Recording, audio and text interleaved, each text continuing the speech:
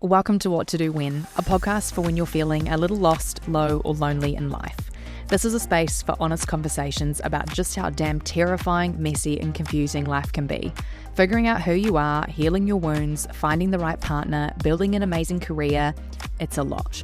We're going to open up, unpack, and normalize all the big, complicated emotions and struggles in life. The anxiety, the self-doubt, the overwhelm, and the other spirals it's so easy to fall into. Because I find that the more that we open up and get real, the more we can learn, and the less pressure that we feel to have it all figured out and to be perfect all of the time. And this is the sweet spot where healing happens. So let's get into it. Hello, welcome back, my friends. And today I honestly just want to have a good old honest chat about knowing about not knowing who you are. There is this experience that I've seen so many clients go through, and I went through this myself, where the change between who you were in the past versus who you are now versus who you're becoming is so freaking different that it's really unsettling and confusing being on that journey. And there's this kind of expectation, maybe it's unspoken, but I feel it, that there's this expectation that you should know who you are at all times, that you should know who you are and what you want and what you're doing at all times. And I'm calling bullshit. I'm calling a big old bullshit on that, especially going through times of change. And the only constant experience that we each commonly have as human beings is changing. And it's really hard and confusing and overwhelming to know who you are at all stages in life. And I feel like in times of transition, where you're growing up, I see it sort of as, you leave school, like the sort of late teens, early 20s version of you, and then as you sort of go into your more late 20s, early 30s. And then I have also heard that this comes back around when you might have kids, or when you get into your 40s, your 50s, maybe every 10 years or so. I don't know if there's a time frame on it, but you change all the freaking time. And yes, there's the idea that who you are at your core doesn't change, but there's also, when you're on this journey of healing and self-discovery, like I am, and like you probably are if you're here listening, which if you're not, you probably won't find this very helpful. But when you're going through that process of healing, you do change. You change quite radically, if I'm honest, and you experience change on the inside. And the thing that has been really tricky and confusing and also kind of exciting, if I'm honest, at the same time, over the last year, as I feel like I'm wrapping up my 20s and going into my 30s, I said to my friend the other day, and then I was quietly humbled by the universe, I said to my other friend the other day, I feel like I'm an adult. I feel like I'm an adult now. And as you can imagine, obviously something happened that soon after reminded me I'm not an adult. I have no idea what the fuck I'm doing half the time, and that's okay. That's normal. However, over the last 6 to 12 months, there's been a huge change in how I think and feel and react on the inside. And it's very different to the younger version of myself that I was, and how I would think and feel and make decisions. And it's quite a common experience to go through, I think, when you change on the inside. Obviously, we change on the outside so much of the time. But when you change on the inside, when your values change, which they definitely do over time, when the things that are important to you change, when how you relate to people changes, that happens. And it's really confronting and confusing to actually sit with that question of like, who am I? Genuinely, who am I? It's very confronting if you sit there for a while. Right now, I'm literally getting a wave of like, oh my God, shut up, Kathleen, just stop the podcast. You don't even know where this is going. You don't know what you're talking about. But I'm going to take a breath and I'm going to let that part of me know that it's okay. It's okay for me to be uncomfortable. It's okay for me to not have all the answers. That's not what we're here for. And the whole point of this episode was to be vulnerable in the fact that it's very uncomfortable not knowing who you are. And it's even more uncomfortable not knowing what the future might hold. And any of my friends who struggle with anxiety, I'm raising my own hand, will know how unsettling it is to not know who you are and what you want and what the future holds. And this has been, as I've gone through this transition, this journey over the last year of what genuinely feels like leaving a lot of my childlike desires behind and really stepping into adulthood. And I don't know if I'm ever going to get to a place where I am actually an adult, but I think I feel more adult-like. And I hope the universe doesn't hear that, because I don't need another slap to remind myself to get humbled. However, it's really unsettling. And if you've clicked on this episode, you're probably in the same boat. You're probably like, yeah, I don't really know who I am or what I'm doing half the time either. And sometimes I get the illusion that I think I know, and then a question hits, or then something changes. And that is the reality, that the only thing that we can expect as human beings is to constantly be changing. And it's like, it's really a big part of the journey, but it's a big part of the journey that we don't like, that we're really uncomfortable around, that brings up a lot of complex, big emotions and responses and reactions.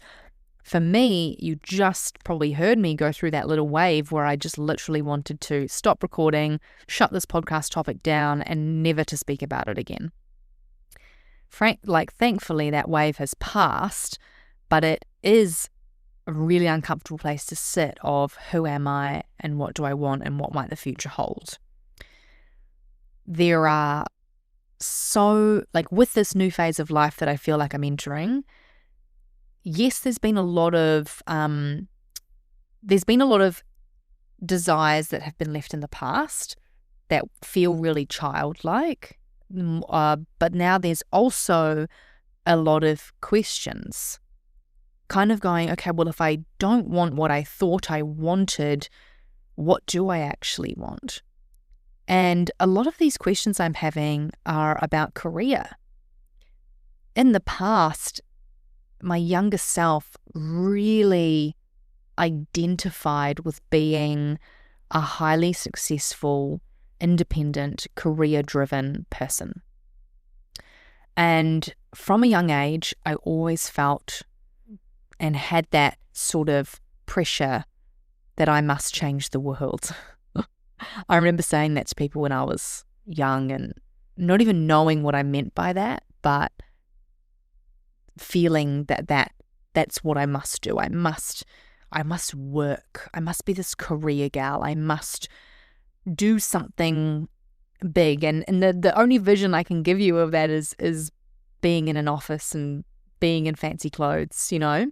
And that's quite funny, isn't it? When I actually ask, like, well, what does that mean? No clue. Absolutely no clue. So with this sort of growing up in a sense and getting maybe closer to my adult self, there's been so many questions now about what do I actually want? What do I want out of my career? What do I want out of my life? And in the past, like I said, I identified very heavily with the importance of having this big career. And there's been such a massive change that has happened where I do not value that anywhere near as much as I once did. And instead, I'm valuing connection and health and joy and happiness. And yes, that makes sense to value that.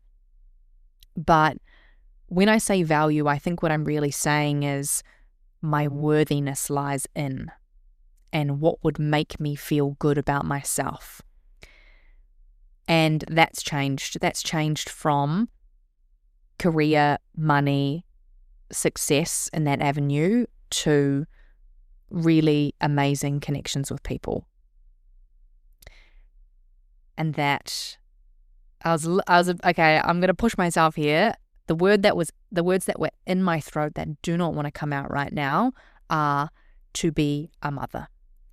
And my younger self right now is screaming. She's screaming at me going, "What are you saying?" Because again, that comes with so many more questions.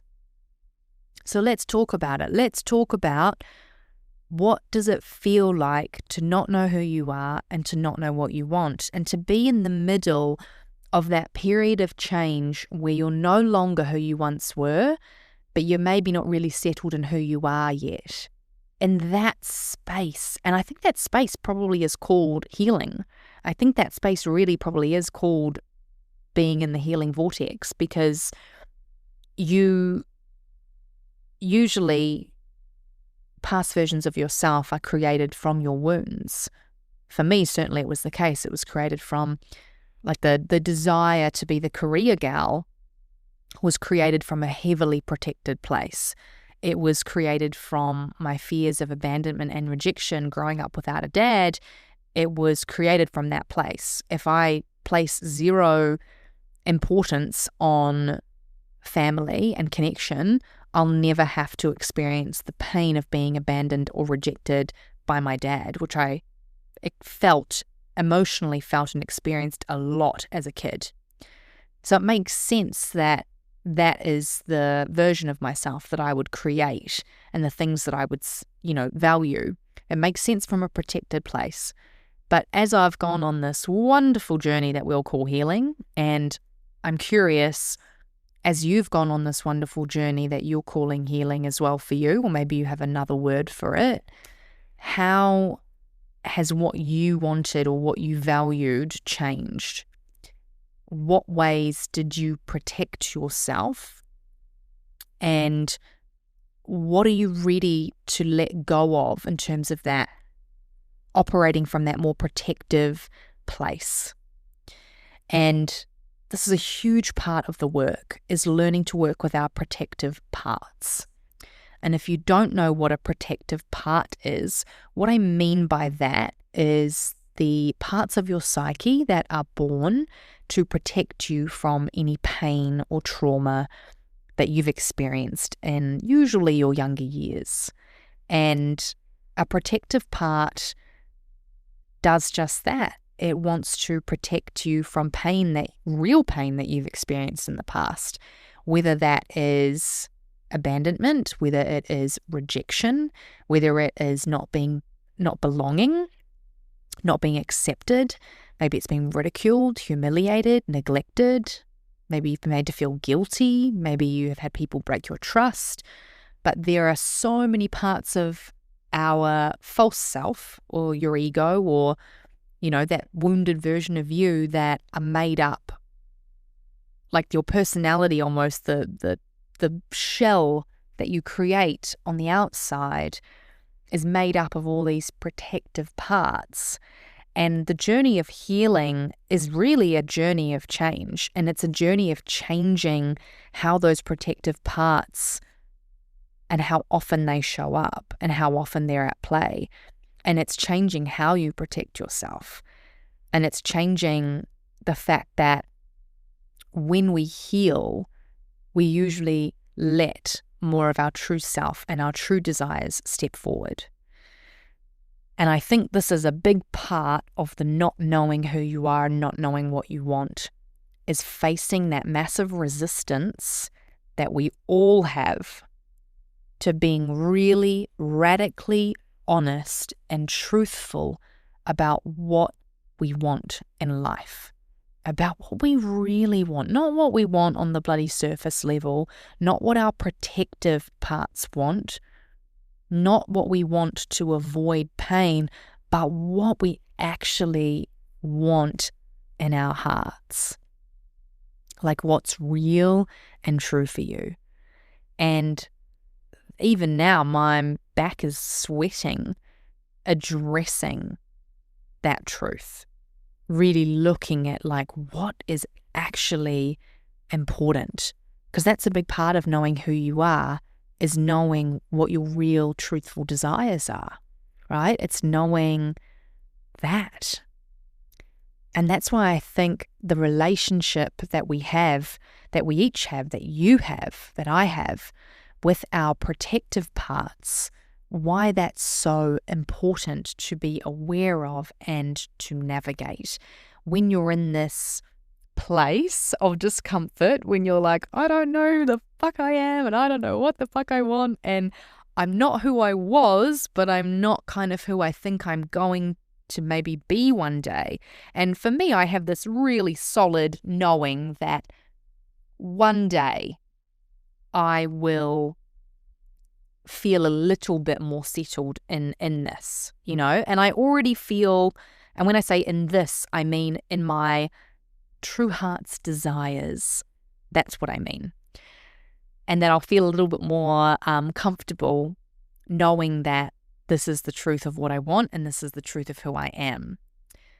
But at the moment, I still feel a little bit uncomfortable. And don't get me wrong, it's gotten better over the last year. I've gotten more and more, I've been able to see it and to feel it and to be okay with it more and more. It doesn't freak me out as much. But in the beginning, if I look back to the first and biggest and most obvious change that I went through on the outside was when I decided to stop drinking. And that change, I will still look back at it as being one of the toughest changes that I made. Because it felt like the drinking made up a huge part of my personality. And it felt like that was what I was known for. And I can't even describe what I had in me. I just didn't want to do it anymore. And I knew it was damaging my health. I knew that it was leading me down dark roads with an eating disorder that I was trying to heal. And I knew that it was really going to harm my gut health journey that I was embarking upon. And I just knew that I didn't want to do it anymore. I just knew it wasn't good for me and it's not me. And even though I knew that, it was so difficult to let that be changed, to let that happen. And, you know, the relationships that changed along the way and the way that my life changed along that way too was really difficult. And this change that maybe you're going through right now, this change of who you once were versus who you really are, and trying to really get to know the real you, the authentic you, maybe this is really hard for you. Maybe you're in it right now and there's certain behaviors or things that you once did that just don't feel like you anymore. And I just want you to know, like, it's okay, you know, and it could be drinking, it could be partying, it could be a business that you ran, it could be a friend that you have, a relationship you were in, a hobby that you have. It could be anything. It could be the breakfast that you eat. But I think the thing is, our ego likes to identify us with our behaviors. The reality is that our behaviors aren't really who we inherently are. But for me, that behavior of drinking led me to that identity of, I am Kathleen, who parties, who's fun, who's, you know, a great time, and who likes to get messy. I am that person, and that provided me a bit of safety and security of knowing who I was. And I also knew that I was accepted by my peers. Like, they loved that version of me. Well, at least I think they did. But that was the cues that I was given for that version of me. And when I went through these changes and started wanting to be different, I didn't get many social cues from people that they liked who I was. And I also just didn't even have the language to communicate what I was going through, like I just kind of withdrew into a little hidey hole. And sometimes that's easier, but I think it's also really sad too at the same time. It makes me sad talking about it, that I didn't have the language to communicate with people that I was close with, what I was really going through and what that change was really about for me on a deeper level. But you got to do what you got to do, and we deal with it the best way that we know how. But I want to tell you, if you're this person going through this change, or maybe you're just sat there questioning, I don't know who I am, I don't know what I want, and it's really scary and confronting and confusing. One, I want you to know that you're not alone. Two, I want you to know that it's pretty much going to be a constant, I think, for most of our life, which is scary and exciting. They feel very similar. But I also want you to know that you can practice being okay with that discomfort. You can practice accepting that this is where you are. And you can do that by connecting with those feelings of the emotions that are in your body. For me, that discomfort that I was feeling earlier of going, oh my God, I don't know who I am, I don't know what I want, I would often feel it really deeply in my gut. I would feel this big sense of feeling sort of unsettled. And a tool that's really helpful is the somatic work, is being able to actually physically sit with and be with those sensations that come up. And it's also a big part of life of learning how to hold big, uncomfortable emotions, which when we ask a question like, who are you and what do you want out of life? For most people, big, uncomfortable emotions come up. And there's all these questions of, is this right? Will I regret what I pursue? Is this true for me? And it takes a lot of courage to actually sit with some of that stuff rather than what I wanted to do before, which was stop recording, stop the podcast, stop even talking about this topic altogether, because I feel like I didn't know where it was going, and just shut off and pretend that it never happened, right? And we all do that. We all run. We all run sometimes. I'm a runner. I run away from things sometimes. And it's okay. Sometimes it's not helpful, but it's okay. And the practice is coming back to these big topics when you are ready. I'm going to rephrase that. Not when you're ready, when you can. And you must. At some stage you must. These conversations about this big, deep topic of who you are and what you want out of life, I don't think they're ever going to be answered in a really clear and succinct way. Right now, I'm questioning what I want out of my career. I'm questioning how many kids I want. I'm questioning where I want to live. I'm questioning what I want my life to look like. I'm questioning what I want the relationship with my business to look like. I'm questioning my financial habits and if I want them to stay the same or if I want them to change.